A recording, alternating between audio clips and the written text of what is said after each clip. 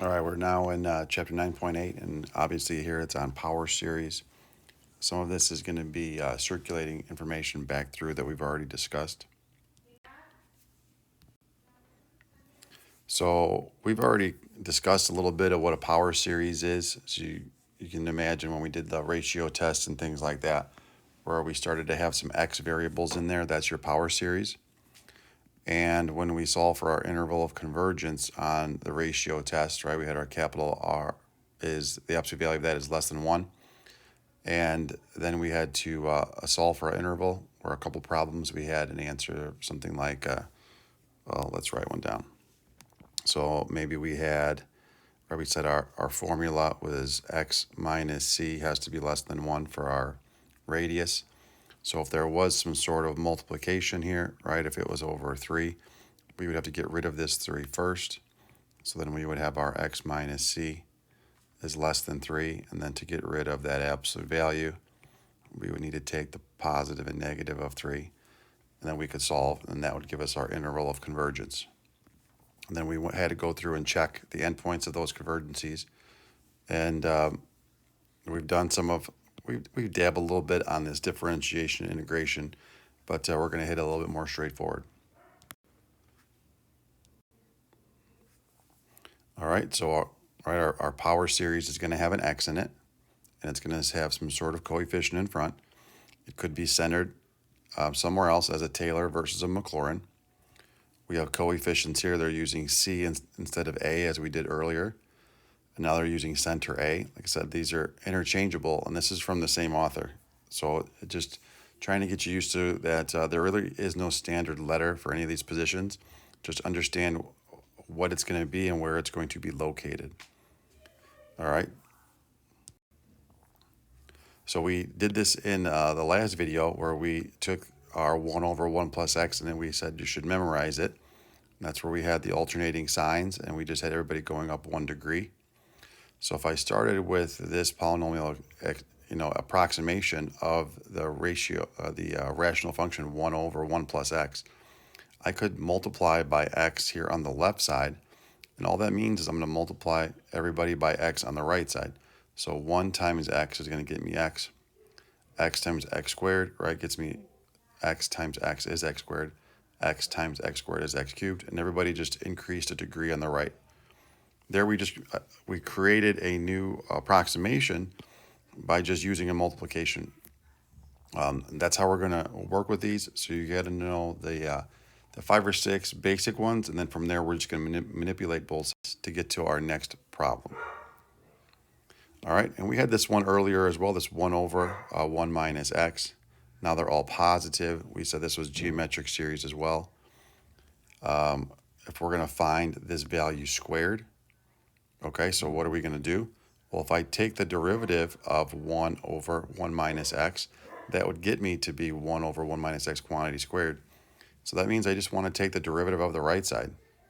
So I'm going to do term by term, taking the derivative. So if I do that, the derivative of 1 is 0. The derivative of x is 1. So that's where that first term is coming from. Right? Power rule gives me the 2x. Power rule gives me the 3x squared. So I was able to create this function based on my knowledge of the first one and based on my knowledge of differentiation.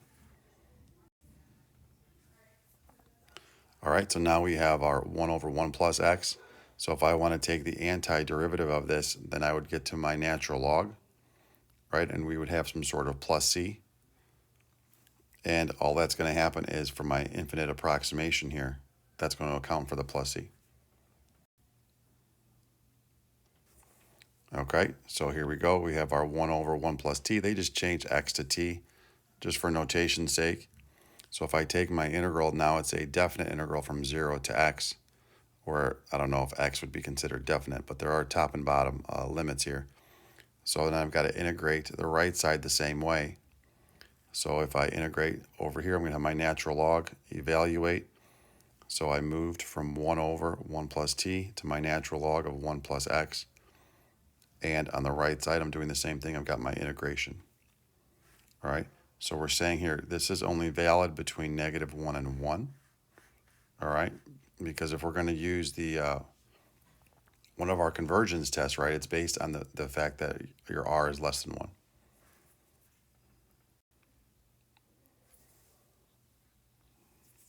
All right, the previous examples of infinite series approximated simple functions such as 1/3 or 1 over 1 minus x.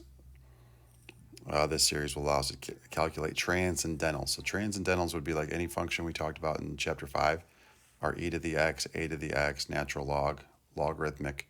They're just extra kind of functions. All right, so we can use those to be a little bit more accurate because we have an infinite. All right, so these are some of the things we've already talked about. Okay, so now if we're going to write it as an infinite sum and we wanted to expand it, you got to realize this is just the nth term for one of the functions you're supposed to know. So we could expand it, right? Evaluate at 0. So x to the 0 over 0 factorial is 1. Move it over to 1. X to the first over 1 factorial. But if you realize this is just the nth term, and the nth term of this function is going to be e to the x. Or you can write it out, and then based on seeing the patterns, then you know it's going to be e to the x. All right, here we've got an alternating series, and we're moving by x plus 1. All this means is we're centered at -1.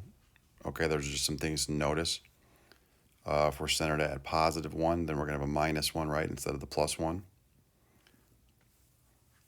Just a way to generate. So sometimes they'll give it to you as a sum here going to infinity, and our argument here is going to be our nth term.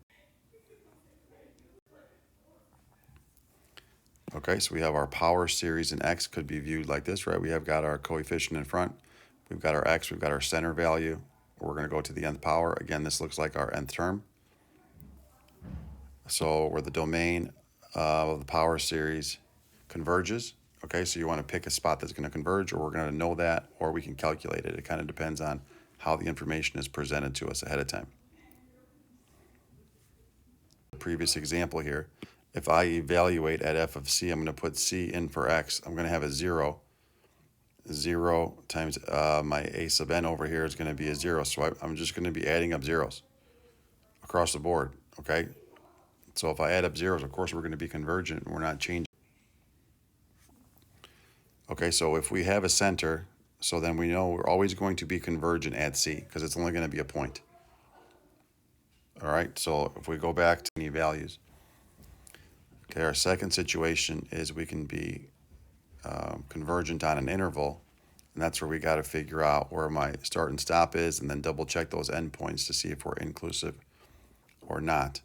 And then the third situation is everybody's going to work, no problems whatsoever. Okay, but it's going to be one of the three. So if you say, hey, it doesn't work at all, then you probably forgot about just the single point. It's going to work for that one value. Okay, for a power series centered at C, precisely one of the following is true, right? We're only convergent at C. There's going to exist a real number R that's positive, where the series is going to be convergent absolutely. Okay, so that means if I subtract, right, my center expression here, it's got to be less than my R. And then it's going to be divergent if we're greater than R. And that, again, goes back to that ratio test example if we're going to be less than 1, where we know that R for the ratio test has to be my 1. The generic capital R is referring to the radius of convergence. And like I said, it's commonly going to be started off as a 1 because you're going to use a ratio test a lot.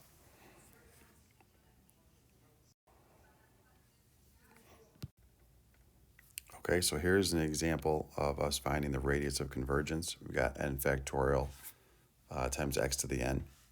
So in this situation, they're kind of starting with picking some solutions here. So they're starting at the center point, checking if the center point's going to work. Well, the center point's usually going to work. So if anything, this is sort of a false step 1. I would almost imagine you're going to start here with the ratio test below. And if the ratio test fails, then I would go backwards in order to check that center point. Because if the ratio test passes, then that center point should be in my interval of convergence. Okay, so we're taking my n plus first term over my nth term. Okay, so now taking into the expressions that are provided, right, I've got my n plus first factorial, x to the n plus 1, all over n factorial x to the n. So when I simplify my factorials, I'm just left with n plus 1. And then when I simplify my powers here, I've got absolute value of x. So they just move the absolute value of x in front of the limit because it's not affected by the n. So it kind of clears the way a little bit. So now if I send n to infinity, then that's going to tell me that I'm going to end up with an infinite value. So it doesn't matter what x is because I'm going to have an infinity times x. So since my ratio test, right, you're looking for your r to be less than 1 for your ratio test to be convergent, it's not. It's greater than 1. So that tells me we're going to be divergent. So that means that all of my x's here are not going to work. So again, we had the three situations, right? It's going to be convergent at the center, it's going to be convergent on an interval, and it's going to be convergent for all reals. Okay, so we already realize that it's divergent. So it's not going to work for all reals. It's not going to work an interval. So therefore, it's got to work for the center. So then if you go back and say, okay, my center is at x of 0, and then from here, you can imagine what that sum is going to look like. And you say, okay, so I'm only going to be convergent at that center point. All right, so and what they're saying there then is that your radius of convergence has a radius of 0 because only that center point works. So you're not going to go any further to the left or to the right.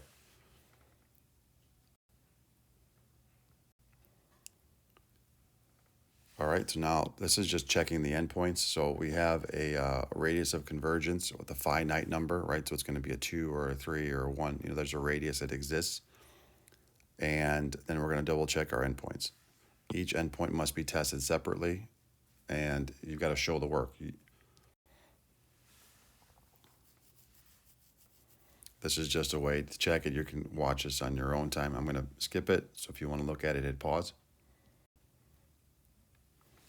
Okay, so this is going to be an example of an interval of convergence rather than just convergent at one point. So we have our expression. Again, we're going to do our ratio test, my n plus first over my nth term.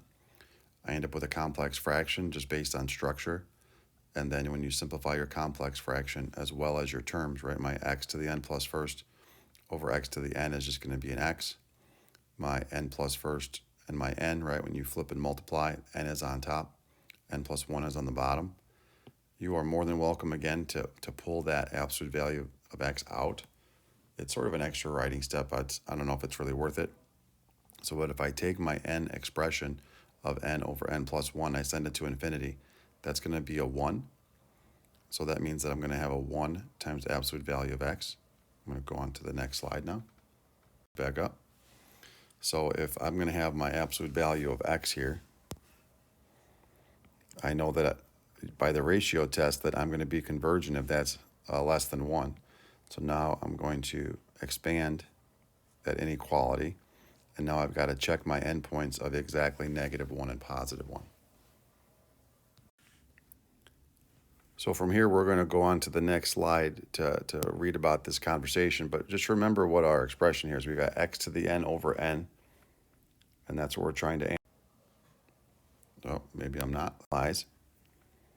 Okay, so here it's talking about, well, just because my r is 1 doesn't mean it's exactly the open interval from -1 to 1. We've got to check the endpoints. So they say we're going to check the endpoints at +1 first. And again, our sigma was x to the n over n. So if x equals 1, right, that's why it's going to look like just 1 over n. And 1 over n we know is the harmonic series, and that's going to be divergent. Okay, so that's why we know it's going to be divergent. So far, when we were thinking -1 here to 1, and we weren't sure if this was going to be an equal to or not, now we know it's not an equal to, it's just going to be a less than. But you're going to need to write this portion down on an FRQ to verify your knowledge. Okay, now we're going to go ahead and check at the -1. So now we've got -1 raised to the n. So now this is an alternating harmonic series, and we know that's convergent here at -1. So on the number line, you can see they've got the closed bracket versus the open bracket, interval notation, closed bracket versus open bracket. For whatever reason, I feel like we are more comfortable as people of D156 here to use the inequality notation. I think you see it a little cleaner, and I think it's a little bit more consistent knowledge base. Both are correct to use, just whatever you are comfortable, and then I'm good. All right, differentiation, integration, and power series. We kind of dabbling that for a while here. So if we have our function here, if I wanted to take the derivative of the left side, all I'm going to do over here is take the derivative. Right now we're taking it of the argument of the infinite sum, or you can take that term by term differentiation. And same with the integral here, right? So if I'm going to take the integral of the left, then I'm going to take either the antiderivative here of the nth term, or take that term by term integration, and you're going to create that same result that you want to get to. Because whatever you do to the left side, you want to do to the right side. All right, so from here we're looking here at x to the n over n, right? So here is your couple terms. So if we want to find the antiderivative of that, then we're going to go term by term. I think it'll be a little cleaner on this screen to do all that. It wasn't as written out as I thought it was going to be. So if we're going to go term by term, right, this is going to be my x squared over 2, and then I've got my x cubed over 6, plus my x to the 4th over 12, plus dot, dot, dot, right? And then I'm going to have some sort of number term here. They're putting it in front because the dot, dot, dot is going to tell you what your nth term is going to be. Okay, and then that'll be the first term that falls off when you go through the process. All right, so that's how we're going to create it, and let's advance over. We've done this.